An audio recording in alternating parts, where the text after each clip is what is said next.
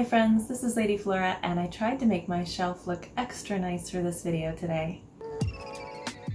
I am a working homeschooling mom of 3, Songbird my daughter who is 7, Man Cub my son who is 4, and Baby Professor who is 1 year old.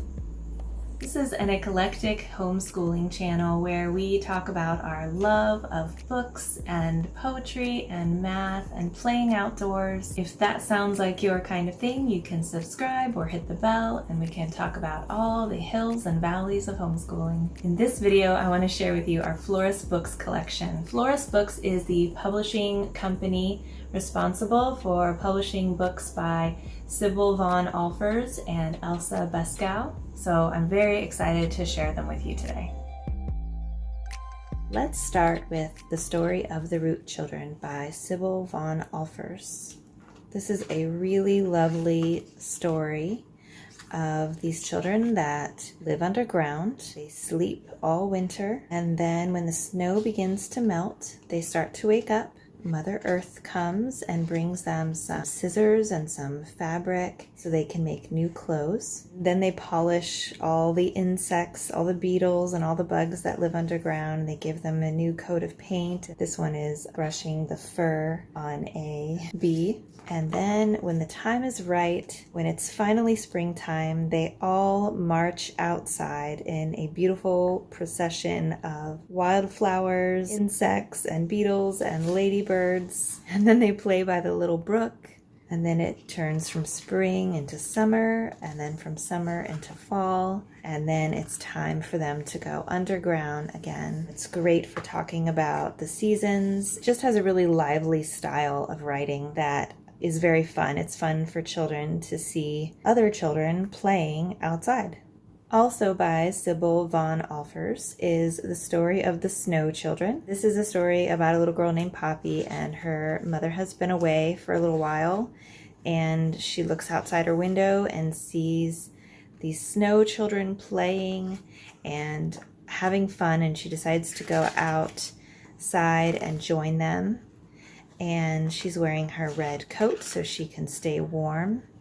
And I love the beautiful color palette of mint greens and ice blue, and then her bright red coat.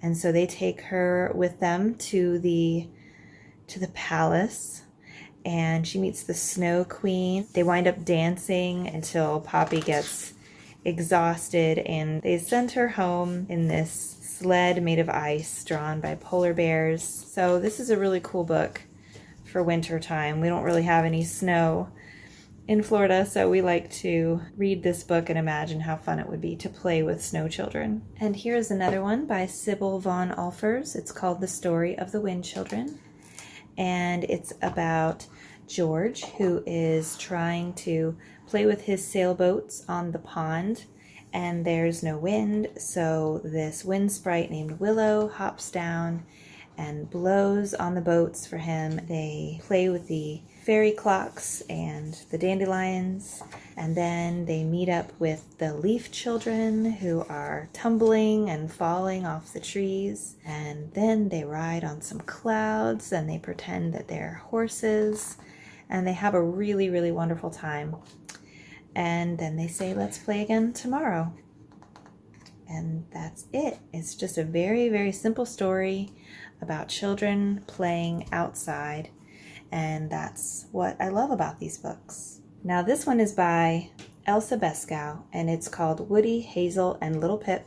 And it's a really cute story about these 2 little boys who grab hold of an oak leaf, which gets blown out of a tree, and they get lost and find themselves with some women gnomes who are washing the beards of the men gnomes. And this part is really a little bit, the gnomes are not very kind to Woody and Little Pip, so it's a little intense, but they wind up delivering the clean beards back to the gnomes. And then later, their friend, Hazel, winds up hanging on to the tail of the squirrel, and then the squirrel runs away, and he doesn't even realize there's a little girl hanging on to his tail. And so she winds up getting lost as well. She meets this unkind troll. Later, she meets up with her friends, Woody and Little Pip, and then they have to find a way to get back home. They make a sailboat, which is very fun. The chestnut children help them. They eventually get home to their mother, and then they have a big party. It's just a really lovely little story. I highly recommend it. It's not just beautiful illustrations, although they are really lovely. The story itself is very sweet and simple and adventurous and fun.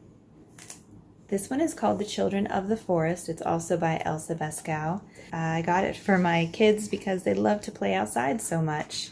This is the story of a little family that lives under some curling roots of a pine tree. And the children wear mushroom caps on their head.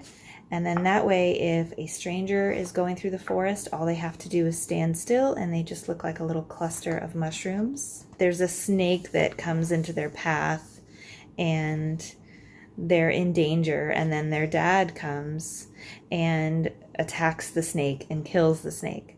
Now, the last time I read this to my daughter, she did not like that part.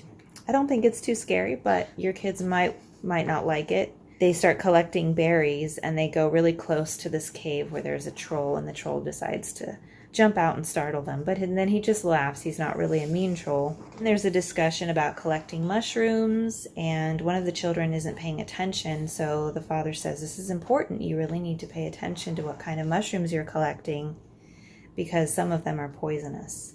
And his feelings are hurt and he cries, and my daughter wanted to skip that part. She didn't like that part. 3 of the children are old enough to go to school, which is taught by this wise old owl. And there are lots of other children in the school. There are squirrel children and bird children, rabbits, and even owlets. I love this part. They play in the stream, and it says, no one cared how wet or muddy they were, for no child of the forest can ever catch a cold. And then along with spring comes a new baby. What a cool little story. And this is our last Floris book. It's called Thumbelina, illustrated by Elsa Bescal and written by Hans Christian Andersen. So it starts off with a witch giving a potion to a mother who really wants to have a child. And then when she does have a child, it's Thumbelina. And then she sleeps in a walnut shell, and she has a rose petal for a blanket. But then one day she gets kidnapped by a toad, and the toad wants her to marry her son. This, of course, is a horrifying prospect for her, but the fish feel sorry for her. She's stranded on this lily pad, and so the fish chew through the stalk of the lily pad, and the lily pad floats along on its own. The mayflies talk about how ugly she is, but then she escapes them and she lives in the woods on her own. She makes a hammock of grass and she's really quite happy for a while. But then when winter comes, she's got to figure out how to survive the winter. She winds up befriending a mouse, and the mouse takes care of her and she helps clean the mouse's house. But then the mouse invites the mole over, and the mouse and the mole start talking about how they're going to marry Thumbelina off to the mole. So she goes to see the mole's house, and of course it's very dark and gloomy. In the passageway, she meets a dying swallow. Thumbelina is kind to it and talks to it, and then she comes and visits the sparrow, and then the sparrow gets better and comes back to life. And the swallow says, why don't you come with me? I can help you escape. And then Thumbelina says, no, I should take care of the field mouse. The field mouse has been kind to me. She winds up using the silk of spiders to weave her trousseau. And then one day she's just so sad. She climbs up out of the hole because she thinks this is going to be the last day that she gets to see the sun. And who flies by but the swallow?